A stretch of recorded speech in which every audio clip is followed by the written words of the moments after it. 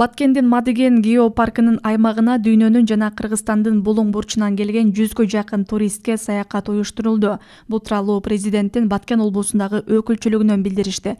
Маалыматка ылайык, алар Сары Тоо капчыгайына, сфинкс, моллюскалар жана динозавр өрөөнүнө, 9-10 кылымга таандык байыркы эритүүчү мештерге, түркүн төстүү айыл Мадыген оазисинде каньондорго саякатташты.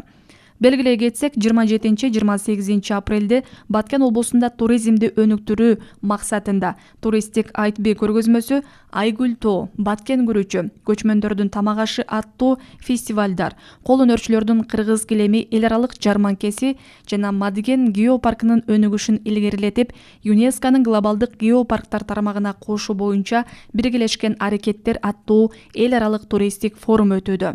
Маданий иш-чара туризм департаменти президенттин Баткен облусундагы өкүлчүлүгүнүн аппараты менен биргеликте уюштурулуп, эл аралык жана ата мекендик өнөктөштөрдүн колдоосунда өтүүдө.